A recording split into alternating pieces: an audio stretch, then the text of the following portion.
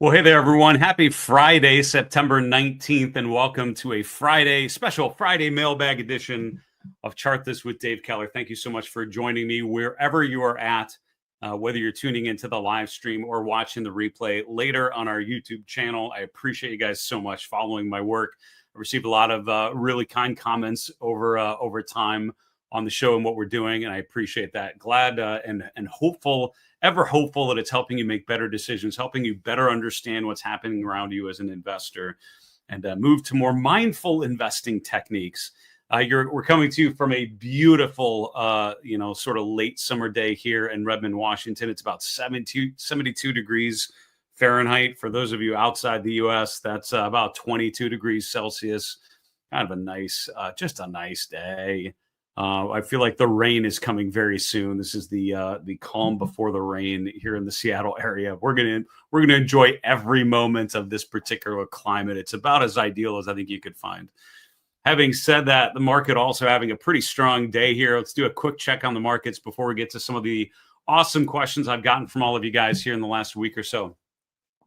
Nice upside follow through, right? When you think about the Fed meeting Tuesday, Wednesday, and then Thursday, kind of an initial rally, then choppy. First half of today just felt like we were just continuing the chop from Thursday, right? Look at Thursday from around 10:30 Eastern to the close at 4. And then the first half of the day here, just fitting into that same range. And then the last hour just exploding to the upside. That pushes the S&P to a new all-time high, closing around 66.64. That's up about 0.5%. The NASDAQ composite even better. The Dow is up as well. Not all great, though, and some of the things we'll be talking about with our Market Misbehavior Premium members over the weekend. Small caps actually went down today, and you can see that the breadth in small cap space was pretty ugly. 85% of the S&P 600, that's a small cap index, were down versus only 15% up. Well, that's about a 5-to-1 ratio, down versus up. Apple and some of the other FANG stocks doing quite well. So, we're back on a day like today with the, breadth not good, 2-to-1 ratio on the New York Composite Index. So sort of like the mega cap growth trade working, but other areas of the market, not as much. Top performing group, though, in the Dow Industries, gold miners, right? Gold mining group up over 4% today. GDX is usually the way that I bring that up. I mean, new high, right? So here's the daily chart of the GDX outperforming new high. Here's the weekly chart of the GDX outperforming new high. I don't believe I have an active position in the GDX at the moment. I do still in GLD, IAU, for sure, kind of playing on this theme, but gold stocks have been en fuego. We'll cover a lot of those themes in a lot more detail, along with an outlook for the week to come for our Market Misbehavior Premium members. As a reminder, our premium memberships are a way to upgrade your decision making, to teach you about technical analysis, and give you the tools and techniques to make better decisions in your portfolio. If you like what we're doing on the show here, if you like the reviews of the market conditions, please keep watching. Tell 1,000 of your friends. I'd appreciate it. If you're looking to take the next steps in your own investing journey and you need some help from someone like me doing it, that's what I designed our Market Misbehavior Premium memberships to do. You can find more info at marketmisbehavior.com/premium. Don't forget to use the code YouTube when you check out for 30% off your first 12 months on any plan. With that in mind, let's get some of the great questions. As a reminder, these questions come in during our live stream. If you tune in live, you can ask questions as we go. I always take a question or two at the end of the broadcast, but don't get to anywhere near the questions that come in. So we put them in a mailbag. We also get mailbag questions on our YouTube channel in the comments section below the videos. So questions are always welcome. And here are 5 or 6 of the questions we received here in the last week or so. Question 1, TTD seems to be going further down, but wondering if perhaps it's hit a double bottom. Doesn't seem to be filling the gap like I thought it would. And I should make it clear, I have to rephrase most of your questions. This is Trade Desk, by the way. Most of the questions that come in are a little more wordy than I can fit into the little section at the bottom of the screen called the lower third. So I do have to edit aggressively just to get it down to a readable, digestible question. But I appreciate you guys adding a lot more color in your questions helps me really understand what you're getting at. So I summarized your question kind of that general way. So TTD is a software company. Doesn't look like the rest of technology, right? I mean, this is a stock that's been underperforming tech pretty consistently here, and certainly in the last 6 weeks. If you look at what happened with Trade Desk, we made this major low in early April, as the market did. I was after a gap lower in mid-February. That was on earnings, kind of accelerated into the April low and then recovered back into that gap range, but then stalled out big time at the 200-day moving average. Then we had another gap here, and this is on their August earnings. So, bump higher in May on earnings, gap lower in February, and then again in August. And from there, it's just gone lower. So, your question is, seems to be further down, and, you're kind of surprised it's not filling the gap as you thought it might. So what I would tell you is I often, and I try to cover this as much as possible, right? When you have a gap on a chart, there's two things that can happen soon after, right? There's the gap and fail, or the gap and run. In a gap lower, you kind of have the gap and drop, or the gap and, rally. I don't have good words for that. But, basically after you have a gap lower, right, there's one of two things that can happen, right? You either see a bunch of investors saying, all right, TTD has now been cut from 90 to 50 and change, right? So you've got like a 40% off coupon on this company from one day to the next. So, do people Bed Bath & Beyond style thrilled to come in with their 40% off coupon and load up on TTD? If that's what happens, then we should immediately start to see a rally. First off, you probably see it closing near the highs of the day on that gap, because investors would be kind of thrilled to cash in, or to buy more. And then you would see additional accumulation as more and more investors are, more value-oriented investors are willing to pick it up at a steep discount. The opposite happened, though, right? After that gap lower for the next week, we just sold off.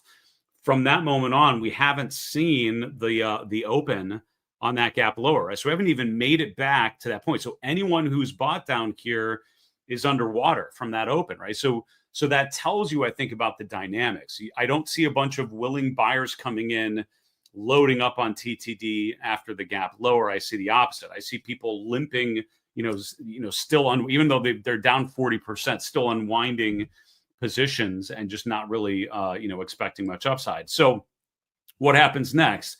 Well, as always, you want to look to the left on the chart to identify key levels. So we immediately, for me, focus in on that April low, right? That's the low. That's the level you want to pay attention to. So, now if you've been waiting, does it make time to look at, to jump in on that low? I would probably look at a weekly chart to bring in a little more data. And if you bring up the weekly chart, you can find that this like 40 to 45 range has actually been support going back to 2020, right? Coming off of the COVID low, which is here when it tested the 150-week moving average. Look at this pullback here in, third quarter of 2020. That's around, $40. You can see this pullback here in May of 2021. That's around 40, 46. Here we have lows right at $40 a number of times in the spring and summer, another time at an October low before a rally in 2023. That April 25 low basically retested those significant lows from 2022. So, is it reasonable to expect support here because it's happened so many times? Yeah. It's not how I usually invest. I mean, my portfolio is not generally tilted toward deep value opportunities and buying weakness. But if I did employ that approach, charts like this would look very compelling to me. And what I would say is, what you have to remember is think about the risk versus reward. That's what's compelling about kind of beaten down names, right? The idea that if only you go back to, the 150 week, the 200-day moving average, that's around 75. That's 30 points above current levels. If you limit your downside risk and say, all right, I'm buying today, and if we go below 40, then this double bottom strategy is kind of broken, and I would unwind it. So you stand to lose 9% for the opportunity to gain 60%, right? So the risk reward is pretty good if you set up the trade that way. That's what I try to encourage people. Think of charts, think of the technical analysis tools that we use to give yourself a framework and use different techniques, support and resistance. I use Fibonacci retracements, moving averages to sort of set up your trade. All right, I'm going to put this much at risk for the opportunity to get this other amount. And if it's risks you're accepting and the upside that you're willing to be patient for, then you take a shot at it. And if not, if that ratio is not compelling enough, then move on to something else. The good news about being an equity investor is that on any given day, you literally have tens of thousands of stocks that you could buy or sell. If TTD doesn't look like the best opportunity, look somewhere else. But again, as a value-oriented approach, I think that's a great chart. Thanks for asking about that, by the way. Great reminder to go back to the weekly chart. When in doubt, zoom out is what I tell people. Next question, can you help us understand the candle patterns on RDDT, that's Reddit, and what they suggest? 918 looks like a shooting star. That's Thursday and bearish, but what is 917? That would be Wednesday. All right, let's bring up the Reddit, RDDT. Yeah, so Reddit making new highs here. Sorry, I'm still on the weekly chart. There's the daily chart. So you're asking about these days right here. So I'm going to zoom into this. All right, so here's the candle chart that you're asking about. Oh, I see what you're saying. You're saying, like, what is this? And since you asked your question, you got another one of these. And then what was this on? So basically, this looks bearish. And is that true? And then what was that? So, right. So there are a series of candle patterns. I actually had some drawings of these candle patterns. I think I threw them out because I was sick of having them on my desk, but actually on one of these Q&As, I kind of drew these out. So I'm going to do it again. All right. It's my show. All right. So the question is, what is this candle pattern? I don't know if you can see it very well, but it's basically the open and close near the highs and then a big, long lower shadow, limited upper shadow. So the answer is it depends. If this is in a downtrend, that's called a hammer candle, like you're hammering a bottom, like looks like a hammer, right? With the head of the hammer and then the handle coming down. That's bullish. That's an upside reversal candle.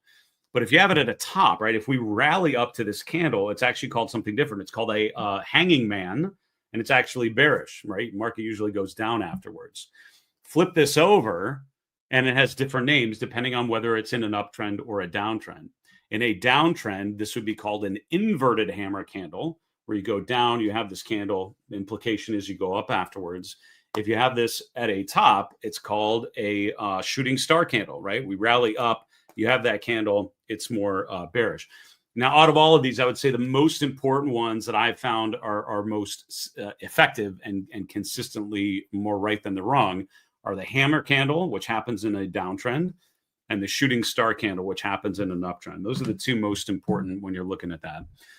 So hopefully you remember what we just said. What is that candle? That is a shooting star candle, right? Where you're in an uptrend, the open and close are near the lows of the range, limited lower shadow, long upper shadow.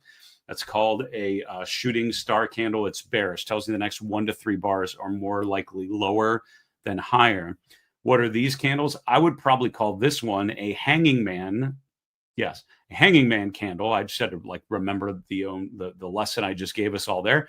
A hanging man candle, because we're still in an uptrend here. You have this candle. It's not perfect because you have a bit of an upper shadow here. It's not ideal. So I don't know if it's the perfect example of one that I would say, but I might still classify it as that. I don't know.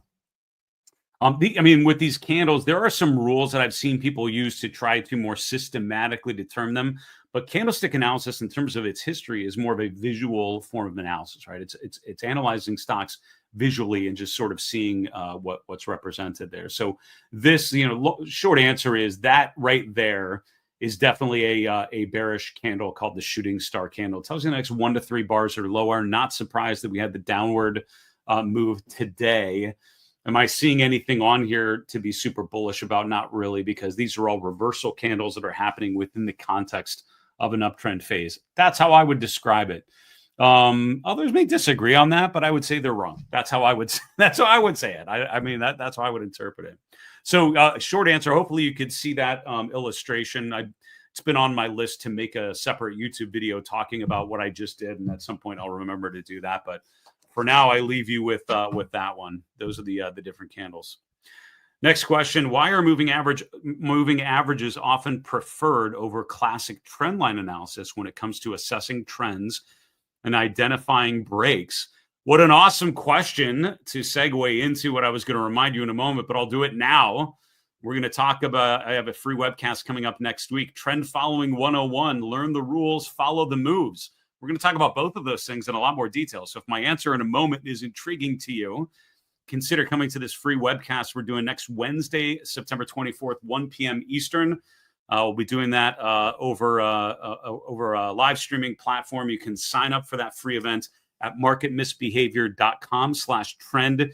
If you can't make the event live for whatever reason, don't sweat it. Just make sure you sign up. And as soon as we're done and I've got the recording ready, I'll email that out to everyone that's signed up. So sign up if you can, even if you can't make it live, and I'll make sure that I get you the replay as soon as it's over.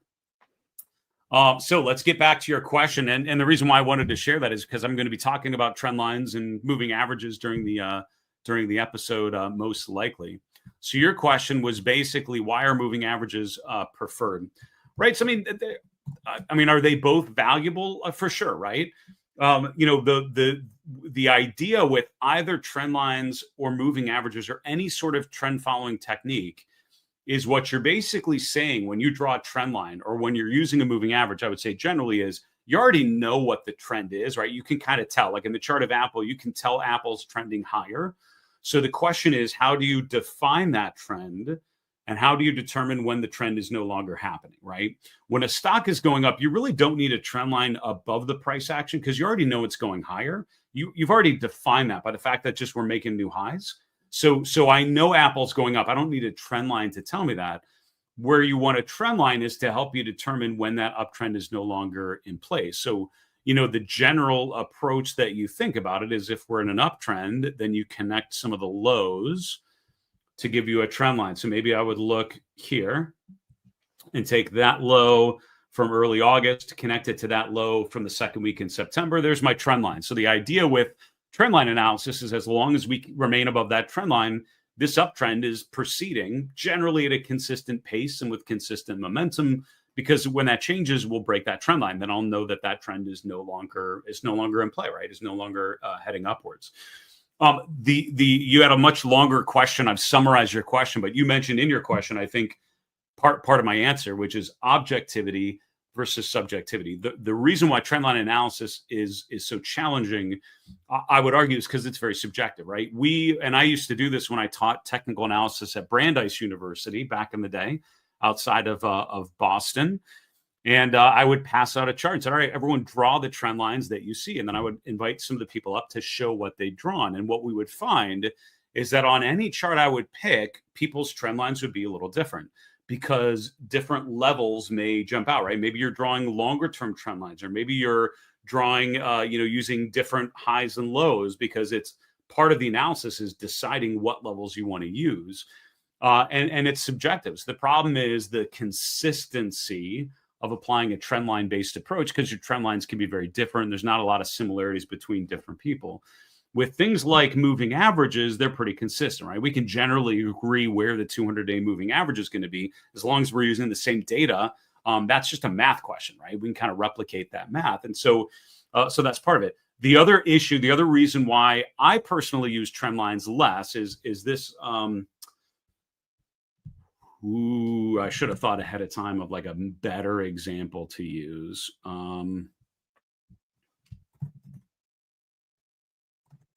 Sorry, I'm just kind of, we'll use this isn't a perfect example, but it's good enough. All right. It's decent. Here's the problem that I have with trend lines, right? Let's say you have this initial rally and, let's say I draw this trend line as like the big long-term trend line. But then what's happened is we've now gotten further and further away from this trend line. So all of a sudden, this big trend line is all the way down here, and we'd have to get all the way below that trend line to break it. So you have to start drawing steeper trend lines. This is a technique called accelerated trend lines, where we keep increasing the slope when the price increases. Moving averages kind of do that automatically, right? We can see, and particularly exponential moving averages, right? Look how the 21-day EMA is usually pretty close to the price action. Look how the 50-day moving average, generally just, when we go higher and higher, it starts to increase slope as well. moving averages are more dynamic, right? Trend lines are fairly static. You've defined a consistent percent of appreciation. And that's what you're doing when you draw a trend line on a log scale. This has a consistent percentage gain along that y-axis. So you're assuming that the trend is going to continue at a certain pace of percentage gain, and moving averages sort of acknowledge the fact that that's not always the case, and trends can kind of accelerate or decelerate even though they're still going up. And so for me, moving average is a little more dynamic and less subjective. Those are two reasons why I don't use trend lines as much. For me, moving averages I use on almost every chart. Trend lines I use opportunistically. When the chart, I feel a trend, like you can see it. You're like, all right, this is one of those charts where if I draw this trend line, that's going to help me better manage my risk down the road. Then I think you should use it. That's how I think of it. All right, next question. Regarding Bollinger Bands, talked about Bollinger Bands earlier this week, I want to say. Might have been last week's mailbag episode now that I think about it, but I remember being asked about Bollinger Bands and options trading. That might have been last week's mailbag. After that, we got a follow-up question regarding Bollinger Bands. When the stock price is within the upper limit, a bear option play works because price always comes down and stays within the bands. Does Bollinger Band width vary with the stock price? Yeah, it's an interesting question. You actually had a pretty long question that I summarized down to here, and so I would take issue a little bit with the price always comes down and that the price always stays within the bands. As a matter of fact, one of the, kind of tried and true Bollinger Band strategies, and I don't have a good I don't use Bollinger Bands a ton, to be honest with you. I mean, if I employed a different style of trading, I probably would use them heavily, but I don't, so I don't. Here's Bollinger Bands on NVIDIA. Right, like look here. And John would agree with this, right? I mean, John did not design these so that the price always stays within the bands. As a matter of fact, when you hear John speak about his indicator, Bollinger Bands, that he uses, he would say that breaking out of the bands, that's often one of the more important signals, right?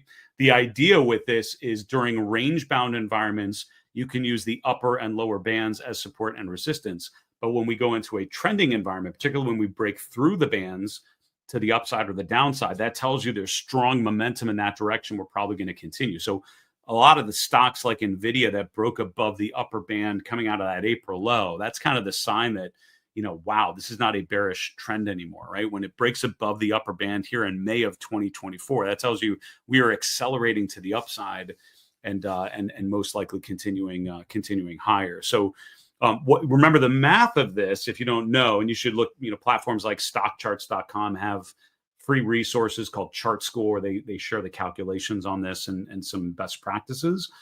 But what this is, you have a moving average, in this case, a 20-day simple moving average, and then the bands are 2 standard deviations around that moving average. So, it's going to capture 95% of the price action about, again, that's generally what that's going to do, which means about 5% of the time you're probably going to be outside of the bands, right? That's the idea of that, using 2 standard deviations. So it does fluctuate based on how far the price gets from the moving average, right? When the price is getting further away from the moving average, the bands are both going to spread out because it's measuring the standard deviation, so how far the price is from that moving average, from that average price. So when the price is getting closer to the moving averages, the bands are going to start to come in a little bit, as long as it remains near it. When it starts getting further and further away, that's when the bands both start to break out. So even when we break out to the upside, you can see the lower band is actually going further out because again, that's charting 2 standard deviations above and below the price. So the bands both start to fan out that way. So again, does it always stay within the bands? It doesn't. About 95% of the time it does, though. That's generally what that calculation is going to do. Does the Bollinger Band width vary with the stock price? Yes, and it varies with how far the price gets away from the moving average. So the further we tend to get from the moving average, the wider the bands will tend to get. And when we start to come in, they will come in as well. And so again, I've often found Bollinger Bands can be really helpful, used in conjunction with other indicators that will help you classify, are we in a trending environment or a non-trending environment. Something like the ADX line is designed to help you define whether we're in a trending phase or not. That's something I might look at if I was trying to employ the strategy that you're suggesting in your question. Next question, would you compare holding the 21-day EMA with holding 40 on the RSI? How do they compare? And tactically, how do you treat a test and hold versus a test and fail on each one? Yeah, this came after the video we did last week on the 21-day EMA. If you missed that, that's on our YouTube channel. Hopefully it helps you think about that. That's a technique that I've actually used more and more over time. For me, technical analysis, its primary benefit is risk management. I think for investors, I think we rarely have trouble finding things to buy. It's getting out of things that aren't working anymore that causes a lot of trouble. That's what really disrupts your portfolio and your performance. So the 21-day EMA has been a lifesaver in a lot of ways, or at least a portfolio saver when a position breaks that level. It's just a good reminder that you might want to recheck on that. So you were saying, would you compare holding the 21-day EMA with like holding 40 on the RSI? I mean, I guess, right? I guess. So I'm just picking random examples, kind of seeing here, right? So, I mean, they're very different. So I don't know if I would say they're going to line up necessarily, but the concept of each of those is pretty valid, right? When you have a stock in a good uptrend and you're holding the 21-day exponential moving average, for me, that just keeps reinforcing that we're in a primary uptrend. And by a similar bent, when we're pulling back and the RSI remains above 40, that's one of those tells for me that says, yeah, we're still in a pretty strong bullish phase. Regardless of what's happening in the short term, the long-term trend is so good. And I would say that's why I appreciate both of those indicators and why they're both in my process. Because the 21-day EMA, as long as that's holding, that tells me I don't have to worry about that position, right? I mean, it's fine. Anything that's happening above there is fine, right? It's just fine. At worst, it's okay, and at best, it's great. We break the 21-day EMA, and it might not be, and that's when I need to start thinking, all right, are we in this sort of environment where this big uptrend is now over? The RSI holding 40 on pullbacks is another way that I've learned just helps me stay in things that just aren't getting that bad yet, right?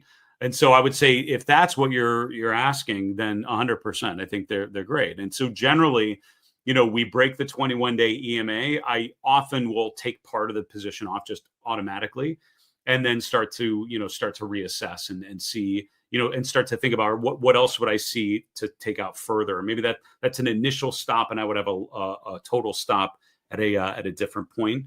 With the RSI at 40, I usually don't, use that specifically for stops. That's more of a general assessment of trend. And so when I'm looking at stocks and the RSI breaks below 40 when it pulls back, just tells me it's probably not the time yet. And I want to be patient and wait for more signs of accumulation. So yeah, that's an interesting question. I mean, again, I don't know how much I would relate those two of them together. They're very different indicators, but I would say both helpful in that they can, help you just define when a chart is in good shape and that you don't need to worry about it. I'm a big fan of tools and techniques that help me not have to stress about whether I should still be holding something, particularly something that you're sitting on gains, right? You don't want to be scared out of it and sell when something's up 30% and then sit there on the sidelines as it goes up another 300%. One of the ways I've learned to do that is use techniques like that help remind you that the chart is okay. Final question, then we'll call it a weekend. The Stock Traders Almanac has selected quotes for each weekday. I know that well. I've gotten the Stock Traders Almanac every year for more years than I can remember. I've interviewed Jeff Hirsch many, many times, and big fan for sure. Quote recently was, pullbacks near the 30-week moving average are often good times to take action, by Mike Burke. Agree. So I agree that Mike Burke is awesome. Mike for years was at TradeStation down in the Fort Lauderdale area. Now I believe still with Ninja Trader. I know because another friend of mine, Tom Schneider, was working at Ninja Trader for a while, and he and Mike were working together. And I met Mike years ago when he was at TradeStation. Super nice guy, thoughtful, really trading oriented educator, and for many TradeStation users, really was sort of the the heart and soul behind that platform for them. So Mike's great, and just a really nice guy as well. So I love his quote. Thumbs up on that. Pullbacks near the 30-week moving average. So the 30-week moving average, if you think about it, right, is like the 150-day, right? About the same. And so the question is 150 day. So yeah, I mean, so for me, obviously, a lot of people have like their moving average that they use, and you will hear some people be very specific about the moving average they've found most helpful and why. I don't have a problem with that. I often my kind of cynical view is the in a lot of ways, it's even if you don't have the perfect moving average period, if you use anything like that consistently, it's probably going to help you. It's the inconsistent use of techniques like that is where people get more into trouble. But the 30-week, the 150-day, not as common as like the 200-day, not as common as like the 50-day or the 10-week. The 200-day is by far the most commonly followed. Everyone seems to know where the 200-day moving average is on important stocks. In my experience, even people that aren't big chart people kind of know the 200-day. And I think part of that is because the default charting platforms always have a default chart, and it almost always has the 200-day moving average on there, often the 50-day as well. The 50-day or 10-week moving average, popularized by William O'Neill and Investors Business Daily. So that's something that's a part of his trading rules, would include the 10-week moving average. The 30-week is like the 150-day. Carter Worth, who's a longtime CNBC contributor, he was at Oppenheimer for years and now runs his own firm called Worth Charting. On my list to get Carter on the podcast. I just haven't reached out to him, and I hopefully will do that very soon. I'm going to write that down. I just haven't done it yet. So many things like that in my life. He would swear by the 150-day, and we would talk about it. I remember talking to him about this years ago, and his comment was, it's shorter than the 200-day moving average, so things will hit the 150-day and break them first, so it's quicker. And he found that, and then had plenty of examples where stocks would hit the 150-day, and that was more accurate. I wasn't convinced enough to make that the moving average that I use, but I just distinctly remember him talking about it because it got my whole team at the time discussing and debating different moving average periods and why we use them. And what I found was everyone kind of had a different combination that they came to from a mentor or from some formative experience as an investor where it just kind of worked. So for me, I've settled in from many years of talking to many people, the 21-day exponential moving average, the 50-day simple moving average, and the 200-day moving average. That's what I use. Is that the only combination that you can use? Is that the only one that will be effective? No, I'm sure there are many others that people would do quite well with. And again, I would argue that a lot of times it's the consistent use of the moving average that's more valuable than trying to optimize and pick the exact perfect period. I would focus less on that and focus on picking one and just do it consistently, day in, day out. That's when your returns are going to start to be more consistent. There we go. That is our Friday mailbag edition here for Friday, September 19th. Thank you so much for all of you. Those were all questions that came from people like you in the last week or so. Please keep them coming during our live streams. You're welcome to ask questions.